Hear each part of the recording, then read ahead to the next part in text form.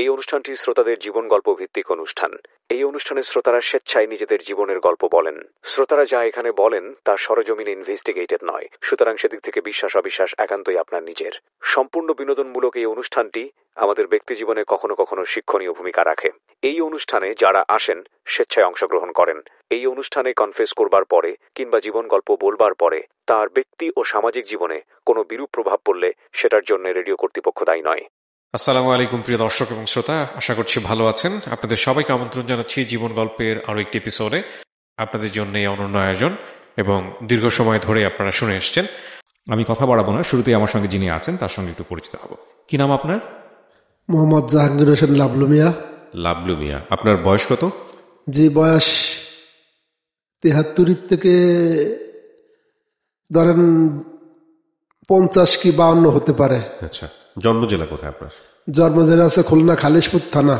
আচ্ছা, বলুন কি বিষয়ে আপনার গল্প শুনি। আমার গল্পটা আছে জীবনের কষ্টের গল্প। একেবারে ছোটবেলা থেকে যেখান থেকে বলতে ইচ্ছে করে যেভাবে বলতে। জি, ইনশাল্লাহ। জীবনের গল্প হচ্ছে লোকেন, আমি ছোটবেলা যখন ক্লাস 1 স্কুলেতে যাইতাম তখন আমাদের সংসারে খুব অভাব ছিল। আমরা 11 ভাই বোন, তখন আমরা ছিলাম 10 ভাই বোন, 10 ভাই বোন। কিন্তু বড় ভাই লেখাপড়া করত, ছোট ভাইরা মক্তবে যেত। আমারে ওই আমার দুলো ভাইয়ের লগে মেজো বোনের স্বামীর লগে আমার জমিতে কাজ করতে হতো। তখন আমার বড় ভাই এসএসসি পাস করলো, আর বোনরা এসএসসি পাস করলো, অনেকে করলো। তা একদিন আমার আম্মা আব্বুরে বলতেছে যে মেজো ছেলেটা লেখাপড়া করার চাইছিল কিন্তু ও তো স্কুলে যাইতে পারলো না, সংসার টানতেছে, তাই এখন ওর তো ভবিষ্যতে কিছু ওরে কি করবে যদি আল্লাহ বাঁচায় রাখে। তখন আমার বড় ভাই ওখানে উপস্থিত খাতিরে ছিল, বলছিল যে ওর বেং আমি, ও কাজ করতেছে করুক, ভাই বোনকে লেখাপড়া করছে, সংসারের হাল ধরিছে ধরুক।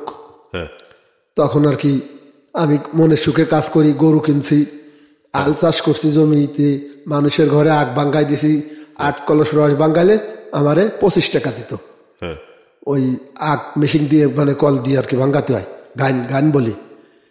তখন আর কি ওইগুলো করতাম। করতে করতে করতে করতে যখন 1983 সাল, তখন আমরা গ্রামের বাড়ির থেকে খুলনা 13 থানা, গ্রামের বাড়ি থেকে খুলনা খালিশপুর থানায় চলে আসি। আমার বাবা ওখানে বাড়ি করছে। তখন খুলনা জুট মিলে আমার চাকরি দেয় 83 সালে। 83 সালের 7 মাস 11 তারিখ 7 মাসের আমার জুট মিলে চাকরি হয়, প্লাটিনাম জুবলি জুট মিল। কত বছর বয়সে আপনার চাকরি হয়? আমার আনুমানিক 12 বছরের চাকরি হয় আমার। লেখাপড়া করেছেন? যে লেখাপড়া হালকা, যে নিজের নামটা সই করতে পারি। কিসের চাকরি হয়? প্লাটিনাম জুবলি জুট মিলে ওই চটকলে। চাকরিটা কিসের, কি কাজ ছিল? কাজ ছিল মেশিন চালানো, ওই যে হাতে কিনে দিয়ে সুতো বানাতে হতো। জুট মিলের নাম তো শুনেছেন সম্ভব? জি জি, জুট মিল শুনেছি। জি, তারপরে সেখানে বদলি চাকরি করতাম। আচ্ছা, বদলি চাকরি করি সপ্তাহে 250 টাকা বিল পাতাম, প্রতি বৃহস্পতিবার বিল।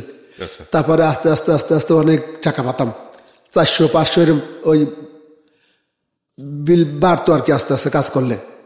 নাইটের দিনে কইরে 1983-7-11 চাকরি নেওয়ার পরে 93 সালে 10 বছর পরে আব্বার আমি 2 বাপ্পিটা মিলের থেকে কিছু টাকা লোন ফোন করে একটি গাড়ি কিনে দিই আমার বড় ভাই তখন এমএ পাস করে। একটা গাড়ি কিনে দিই, খুলনা খালিশপুর বৈকালী নাজম সর্দারের ক্ষেত থেকে একটা জিপ গাড়ি কিনে তার কাছে দেওয়া হয়। ট্রেনিং সেন্টার করে, ড্রাইভার ট্রেনিং সেন্টার। ওই ট্রেনিং সেন্টার খোলে, ওই ট্রেনিং করতো আর ওই ছাত্রদের শিখাতো। 3,000, 4,000, 5,000, 10,000, 7,000 টাকা করে নিত এক একজনের ক্ষেত্রে। তাক আল্লাহ দিলি তাক অনেক টাকা হয়েছে। সে ওই একটা গাড়ি দিয়ে এখন বর্তমান 8টা 9টা 10টা গাড়ি কিনছে। গাড়ি বলতে কিসের গাড়িটা? Truck, inter district truck. আপনি কিনে দেন ফার্স্ট? প্রথম কিনে দিই আমি আর আমার বাবা মিলে। আচ্ছা, ছোট একটা কিনে দিই, একটা দিয়ে এখন 8টা 10টা করছে। তাই এখন ওইগুলো করতেছে। আমরা এক সংসারে আছি, আমরা ভিন্ন না আর কি। এক সংসারে আছে, আমি মিলে চাকরি করতেছি। যখন 95 সালের ফেব্রুয়ারি মার্চের দিকে আমি আমার ওই রূপসা থানা বাবনডাঙ্গা গ্রামে আমার বোন বাড়ি বেড়াতে যাই। আচ্ছা, বেড়াতে গেলে আমি ওখানে একটা মেয়ে দেখে মেয়েটারে পছন্দ করে সেখান থেকে আবার আসি না। বাড়ি বাবা মারে লোক পাঠায় খবর দিয়ে আমার বড় বাইরে নিয়ে সেই মেয়েটাকে আমি বিয়ে করি। মেয়েটার নাম আছে তাহমিনা। বিয়ে করার পরে ওখানে একটু আমি সংসারের শত্রু হয়ে গেলাম। আচ্ছা, যে বড় ভাইয়ের আগে ছোট ভাই বিয়ে করছে, তা ওই বিয়ে করে এক সংসারে আসি, লেখাপড়া করে ছোট ভাই বোনই, 3টে বোন ছোট আর একটা ভাই ছোট। আর আমার সিরিয়ালের ছোট ভাইটা চাকরি করে আর কি। তখন ওই অনেক কষ্টে আমাকে সংসার চলতেছে। আব্বার সঙ্গে আমরা 2 ভাই হাত ধরেছি। হঠাৎ করে আমার সেজো ভাইরা রাগ করে বাইর থেকে পালিয়ে চলে যায় সিলেটে। 7 বছর পরে সিলেটের থেকে তার খুঁজে পাওয়া যায়। আচ্ছা, ওটা পরে বলতেছি, আগে আমার সিরিয়াল বলি। জি, তখন আর কি ওই আমার বড় ভাইয়ের বিয়ের মেহমান আসে আমার বিয়ের পরে আর কি। আমি বিয়ে করে বউ খুলনা খালিশপুর নিয়ে যাই মজগুন্নি। আমার বড় ভাইয়ের বিয়ের মেহমান আসে নড়াইল থেকে। নড়াইল তার বিয়ে হয়। বিয়ের দিন ওই যদিও ঘরের সংসারে আমাদের এলাকায় পরিবারে যদি কোনো বউ থাকে, যদি কোনো বিয়ে শাদী হয় নতুন করে, তাই নতুন বদ্ধ যে কাপড় চোপড় মার্কেটিং করা হয়, পুরনো বউ ঘরে থাকলে তার জন্য তাই এইভাবে করা হয়। নিয়ম, এটা আমাদের শাস্ত্রীয় মুরব্বীদের নিয়ম। কিন্তু আমার ওয়াইফের জন্য কিছু করে নাই। বড় ভাই বিয়ে দিতে যাচ্ছে নড়াইল, গাড়ি ভাড়া করছে, স্বর্ণের চেন, আংটি এবং বিভিন্ন শাড়ি বিড়িফিকে সাজাইছে, কিন্তু আমার বদ্ধন্য একটা শাড়িও কিনে নাই। সেই কারণে বিয়েতে আমি গেছিলাম ঠিকই, কিন্তু কিছু না খাই ওই রাত্রে আমি বিয়ের থেকে রাগ করে চলে আসি। আচ্ছা, এসে পরের দিন আমার এক মামু ছিল, নাম তার তারা কাজী, এমপি ডালিম কাজীর ভাই, তার বাড়িতে আমি আমার ওয়াইফরে নিয়ে পরের দিন সকালবেলা খালি হাতে চলে যাই। খালি হাতে চলে গেলে ওই ঝুট মিলে চাকরি, বদলি চাকরি করে তার সংসার হয় না। তখন আল্লাহ দিলে আমাদের একটা বাচ্চা আসলো, আমার বড় ছেলেটা আসলো। আল্লাহ দিলে আসলো, ছেলেটারে নিয়ে সুখ শান্তিতে আসি। ছেলেটা আমার বাবা আমার কাছেও যায়। আমি চলে যাই। চলে গেলে ওখান থেকে বদলি চাকরি করে সংসার চালাচ্ছি, খাচ্ছি যাচ্ছি। আমি আলাদা একটা বাসা নিলাম, মাসে 2000 টাকা ভাড়া। আব্বা আমার সঙ্গে থেকে বড় ভাই ওই বিয়ের উপলক্ষে রাগ করে চলে গেলাম। আচ্ছা, তা তখন আমার মা আমারে বলল যে, বাবারে, আমার তোর জন্মের পর থেকে এই পৃথিবীতে যত রকমের ফল ফালে, আখেরাতের ফল ফাড়ি উঠিছে, তুই নিজে হাতে তোর মারে আগে খাওয়াইছিস, আর তুই সেই মারে থুয়ে চলে গেলি। আমার তো কোনো হাত ছিল না বাবা, এখানে সংসারের গার্জেন আছে, তোর মেজ বোন মাতবাড়ি করছে, তোর বদন্য কিছু কিনতে দেয় নাই, এই জন্য আমি 2 চোখের পানিও ফেলাইছি। তা বাবা, তোর প্রতি আমার দোয়া থাকলো, তুই যেখানে থাকিস ভালো থাক, আমারে প্রতিদিন 1 গুলি দেখবি। আচ্ছা, আমার মাতদন্য আমি বাংলাদেশের ভিতরে যেথায় যখন নতুন ফল, আখেরাতের ফল, আম, কাঁঠাল, জাম, আতা কাতা, নারকেল, তাল, তরমুজ, আমরা কামরাঙ্গাবের পিয়ালা যখন যা পাইছি, আমি আমার ওই মাতদন্য নিয়ে এসে এই জন্য আমার মা খাইয়ে আল্লাহর কাছে দোয়া করছে আমি জীবিত আছি। তারপরে ওই কাজ করি, সংসার করি, কাজ করি, সংসার করি। আমি একটু অভাবে পড়ে গেলাম, মিলি বেতন করি দেয় না। না দিলে শ্বশুরবাড়ি গেলাম। শ্বশুরবাড়ি যাইয়ে 1 বস্তা চাউলের মতন আনলাম, আইলে খাইয়ে দাইয়ে আর ওই ঘুরি। কিন্তু আমরা তো না পারি রিক্সা চালাইতে, এমন পরিবারে জন্ম নিয়েছি। আর তখন আমার বাইরেও কেউ দেখে না, নাম দিয়ে প্রয়োজন নাই, আমার নাম বলবো না। তখন বাইরে কেউ দেখে না। তারপরে কি করলাম, আমি ডেলি কাজ করা শুরু করলাম ওই রাজমিস্ত্রির সাথে। 3 দিন কাজ করার পরে আমার বড় ভাই আমার আবার নিয়ে আসলো তার অফিসে। সে একটা অফিস করছিল, গাড়ির অফিস। অফিসে আইনে গাড়ির ইঞ্জিলি কাজ কাম শিখে তো আমার ডেলি 100 টাকা দিত। তো 100 টাকা তো 2 কেজি চাউল আর বাজার ঘাট হয় না, বাচ্চা আছে। এইভাবে চলতেছি কয়েকদিন, কিছুদিন চলার পরে আবার মিল চালু হলো। মিলে গেলাম। মিলে গেলে এখন আমরা একটা ওই মিলে 25 জনের মধ্যে একটা নেতা থাকে, তাই সেই বদলি সংগঠনের নেতা আমারে বানালো। আচ্ছা, নেতা বানাইলে আমি মিলটা ভালোভাবে চালালাম। রাতে দিনে প্রোডাকশন দিয়ে দিয়ে যত প্রোডাকশন দেবো তত আমাদের মিলের পক্ষে ভালো। আমাদের ম্যানেজার ছিল শিবু সাহেব, তার নাম বলা যাবে, সে খুব ভালো লোক। তিনি উৎসাহ করে আমারে খুব কাজে লোকজন ডাকে, আমার ডাকে আবার লোকজন আসতো, কারণ আমি ওখানে একটা ভালো লোকে যারা ভালো কয় সেই ভালো, আমারে অনেকে ভালোবাসতো। এই জন্য আমার ডাকে যে কোনো মুখ থেকে 1-150 লোক আসতো। জুট মিল চালু করে দিয়ে প্রোডাকশন দিয়ে টিয়ে নেতা হলাম, কাজকাম করলাম। আমার কাজ করতে করতে করতে করতে 2002 সালে আমার ছোট আর একটা ছেলে হইল। আচ্ছা, তখন আমি ওই ছোট ছেলেটা বড় ছেলেটারে নিয়ে বড় ছেলেটারে স্কুলে ভর্তি করলাম ক্লাস 1-এ, ওই যে গেদু অনেক হয় মানুষ। ছেলেরা খুব চালু ছিল, আমার বাপ মা ওকে ভালোবাসতো, ভাইরাও ভালোবাসতো, কিন্তু আমার আর্থিক দিত না। বলতো যে ও বড় লোক হওয়ার লাগে যুদ্ধ হয়ে গেছে, এই জন্য ও কিছু পাইব না। তখন 2002 সালে আমার, এর আগে একটু কথা ভুলে গেছি, একটু বলবো। এর আগে 2000 সালে আমার আব্বা চাকরি থেকে রিটায়ার্ড হলো। রিটায়ার্ড হলে 8 লক্ষ টাকা পাইল। 8 লক্ষ টাকা পাইও আমার ছোট ভাই কোর্টে যে চাকরি করত তার সাথে মিলিয়ে টাকা দিয়ে বাড়িতে, আমাদের গ্রামের বাড়িতে তার কথায় 52 শতকের বিঘার 7 বিঘে জমি কিনছে। ওই জমি আমার নামে দেয় নাই। 52 শতকে বিঘা আপনাদের ওখানে? জি, বাবা, এখনো বর্তমান 52 শতকে বিঘা। ইন্টারেস্টিং। তার 7 বিঘে জমি কিনছে। এইরকম 7 বিঘে জমি কিনছে, আমার নামে দেয় নাই। তারপরে আব্বা মারা আমি বললাম যে আব্বা, ছোটকাল থেকে আমি সংসারে হাল ধরেছি, এই সংসারে হাল চাষ করে আটার যাও খাইয়ে আমরা মানুষ হয়েছি। আটা যে একসময় আটা খাতাম, খুব বৃষ্টি বাদল হতো 84-82 78 সালে এরম। তা আমি খুব কষ্ট করে ভাই বোনকে লেখাপড়া শিখেছি। বৃহস্পতিবার এবং রবিবার আমাদের দেশের বাড়ি 8 হয়। ওই 8-এর 8 টাকা আইনে আইনে ভাই গিয়ে লেখাপড়া শিখেছি, বই খাতা কিনে দিয়েছি। তাই আমার একটু কিছু দিলে না। কয় মা বলছে তোর প্রতি আমার দোয়া আছে বাবা, তুই মানুষের মতো মানুষ হবি। তোর বড় ভাইরে বিয়ে দিয়েছি, তার সংসারে 2টো মেয়ে হয়েছে, তারও দোয়া করি, সবাইরে দোয়া করি। তোর সেজ ভাইয়ের ঘরেও 2টো মেয়ে হয়েছে, তোর ছোট ভাইয়ের ঘরে 1 ছেলে 1 মেয়ে, তোর ঘরে আল্লাহ 2টো ছেলে দিয়েছে। তোর প্রতি আমার দোয়া রইল। জমি জমা কিনতেছে কিনুক, যদি তোরে কিছু না দেয় আল্লাহ তোরে দেবে। মা এই করে ঠান্ডা করলো। বাস আস্তে আস্তে আস্তে আস্তে আমরা হতে চলে আসলাম। বাপ মারা ওই গ্রামে বাড়িতে যাইয়ে ওনারা সংসার করে খাতিছে, আমরা শহরে থাকতেছি। ওই জুট মিল 2008 সালে বন্ধ হয়ে গেল তত্ত্বাবধায়কের আমলে। 2008 সালে জুট মিল বন্ধ হয়ে গেলে আমি গাড়িতে উঠলাম। গাড়িতে উঠলে গাড়ি অ্যাক্সিডেন্ট করলাম 2010 সালে।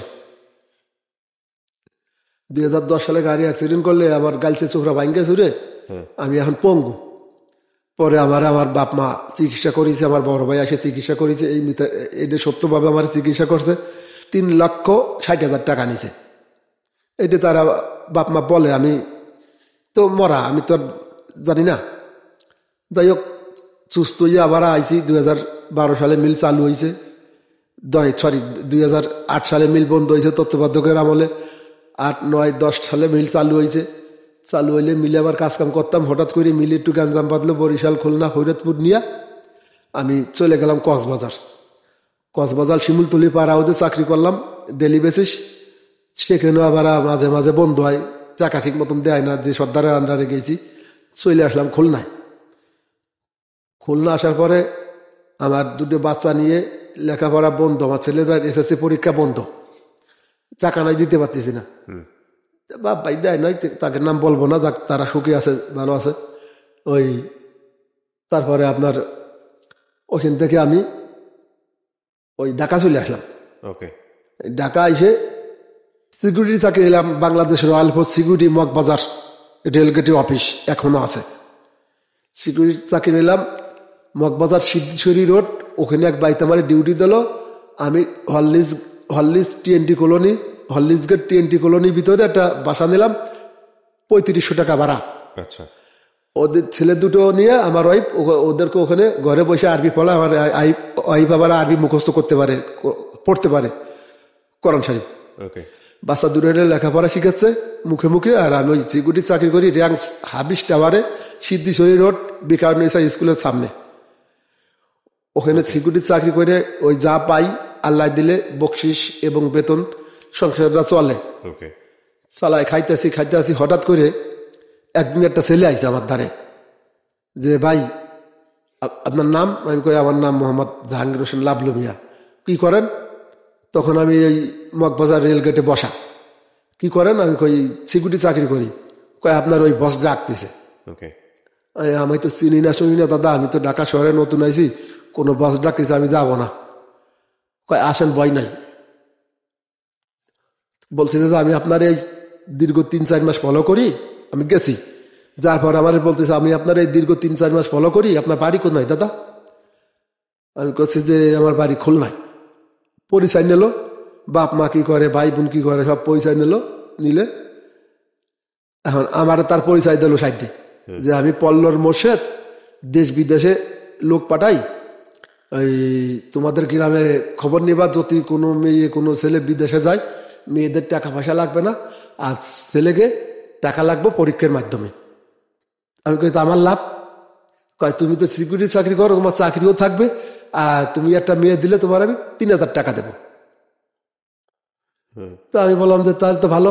তা আমি হঠাৎ করে আমার সে যে বুন্ডারে ফোন দিলাম, যে বুন্ডারে মোল্লাহাট থানায় বিয়ে দিয়া দাইলা গ্রামে, যে সে জপা আমি তো সিকিউরিটি চাকরি করি, আমি তো আসতে পাই না, দেশ কোনো লোক বিদেশে যায় নাকি?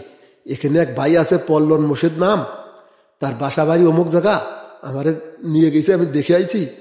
তাহলে তার বাড়ি খোয়ানে ঘর খোয়ানে আমি চিনি না, কিন্তু বাসা আমারে চিনেছে, তার পলায় যাবে কোথায়? তাহলে তার আমরা আগে টাকা পয়সা দেবো না, যদি লোক থাকে তাহলে দিতে পারিস। তা বলছে ঠিক আছে, যে আমার মেয়ের জামাই মানে আমার বোন বাগনি জামাই, তারে আগে পাঠাবো। ঠিক আছে, তাহলে বাগনি জামাইরা আনছি ঢাকা, আমি চাকরি করতেছি, আর বাগনি জামাইরা আনছি। আনার পরে আমার ছেলেটা আমারে বলছে যে আব্বু লেখাপড়া তো তুমি শেখো না, আমাকে তো শিখাইছো, তবে টাকা পয়সা আগে কেউ দিও না আব্বু, আমি ছোট মানুষ বলতেছি, বড় ছেলে বলতেছে এসএসসি পরীক্ষার্থী, এই বড় ছেলে বলতেছে যে আব্বু কেউ টাকা পয়সা দিও না, তারপর তুমি গ্রামে ভাই যাইতে না পারলে আমরা কি করে খাবো? তা এই কথা বলার পরে আমি ওই আমার বোনরে সরাসরি ডাকা আনছি, আইনে আমার বোন তার সাথে কথা বলে তার মেয়ের জামাইরে দেশে ছবি কাগজপাতি পাসপোর্ট দিয়েছে।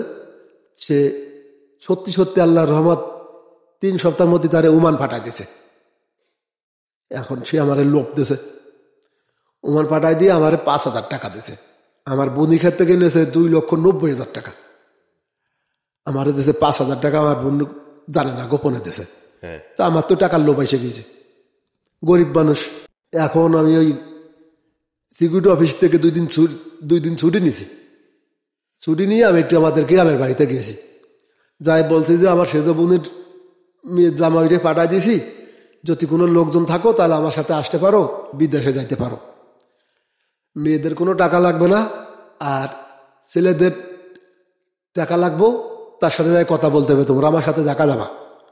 কয় ডাকা যাবো না, তোমরা সেই লোকের দেশে নিয়ে আসো, আমার দেশের লোকজন বলতেছে। তাই ছিলাম, তা তো ভালো কথা, আমার লোক, আমাকে গ্রামের লোক আগে খালি খালি টাকা নষ্ট করবে কেন? এই কথা বলার পরে আমি ওখান থেকে, ওরা আমারে খুব আদর আপ্যায়ন করছে, যদিও আমরা গ্রামে থাকি না, খালি আমার বাবা মা যে চাকরি রিটার্নের পরে গ্রামে গেছিল তারা থাকে। আমি একদিন বেড়াই, আমি ঢাকা আইছি, ঢাকা এসে আমি ওই বাইরে বলতে, ভাই আপনি যদি আমাদের গ্রামে বাড়ি যান তাহলে অনেক লোক আনতে পারবেন। কয় আমি চিনি না শুনি না, আপনাদের গ্রামে বাড়ি যাবো, আপনাদের গ্রামে গেলে যদি কেউ মারে ধরে মারে, কেন মারবে? কয় আমি আদম ব্যাপারী।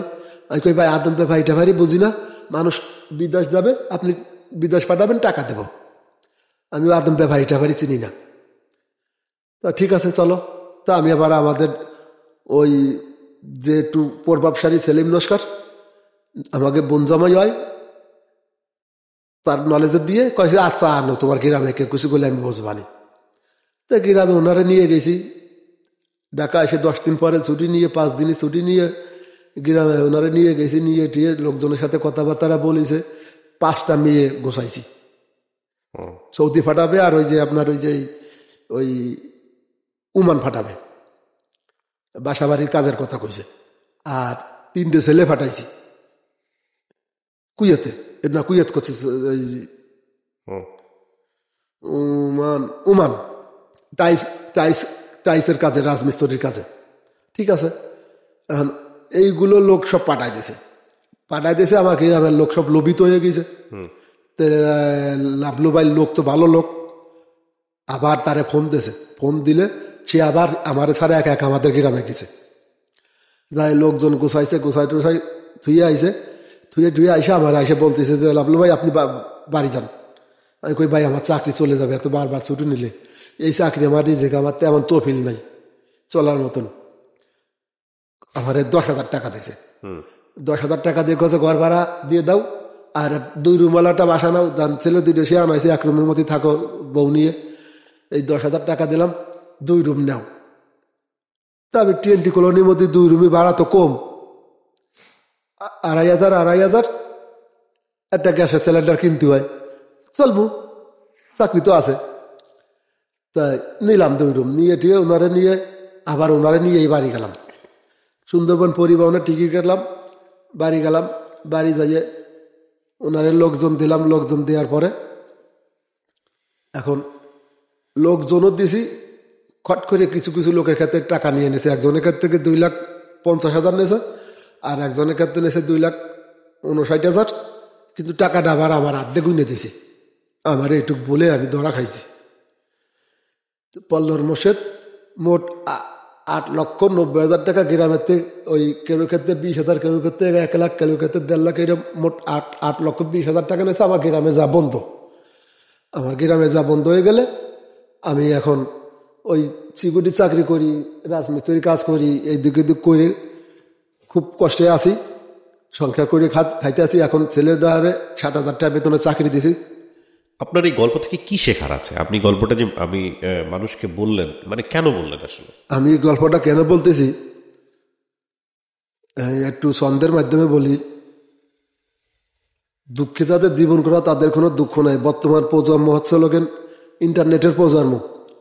আমার মতন ভুল যাতে কেউ না করে। ভুলটা কোথায় আপনার? আমার ভুলটা হয়েছে ওই যে আদম ব্যবসার সাথে লোভে জড়িত হয়েছি। হয়ে ওই জড়িত হয়ে যায়, গ্রামের থেকে টাকা পয়সা এনে মানসিরে দিছি। হ্যাঁ, তারপর আর দালাল গা ডাকা দিয়েছে, গ্রামে আমি যাইতে পারি না, বাবা মরছে দেখতে পারি না, মা মরছে মাটি দিতে পারি না। ও, মানে দিন তো আপনার ভালোই চলতেছিল, তারপর আপনি এই কাজটা। জি। আর একটা ভুল হয়েছে, যখন আমার বড় বোনটা আমার বলছিল যে দাঁত থাকতে দাঁতের পালন করো, বিয়ে শাদী করো নাই, সংসারে গাদার মতন খাইতে সব সংসারে দিচ্ছ, নিজে প্রতি মাসে 100 টাকা ব্যাংকে রাখো নিজের নামে, তাও সামনে ভবিষ্যৎ হবে, তাও রাখি নাই। যাই হোক, সবই আমার মার দান, আল্লাহর দান, মার দোয়া আছে, আমি ভালো চলতেছি। কিন্তু আমি একটা অ্যাক্সিডেন্টের রোগী, তো আমি তেমন একটা ভারী কাজ করতে পারি না। এখন সর্বমোট আছি আল্লাহ দিলে 3,35,000 টাকা দিন আগে আমি দিতে পারলে মার কয়পদ দেখতে যেতে পারবো। আমিও সেই চেষ্টা করতেছি। এই ভুলের কারণে যাতে মানুষ লোভ যাতে না করে, মানুষের প্রতি মানুষের বিশ্বাস রাখুক, কিন্তু কোনো অর্থ লোভ যদি মানুষ করে তাহলে সেই মানুষের কপালে ভোগ আসে। রাইট, হ্যাঁ, একমত আপনার সঙ্গে আমি। আর একটা কথা আছে, আমার জীবন 1.5 ওজন, হতাশায় 1 পোয়া কমেছে, 1 পোয়া রয়েছে। মরার পরে বাপ মারে দেখতে পারলাম না, সেটুকু আমার কমে যাচ্ছে কানতে কানতে।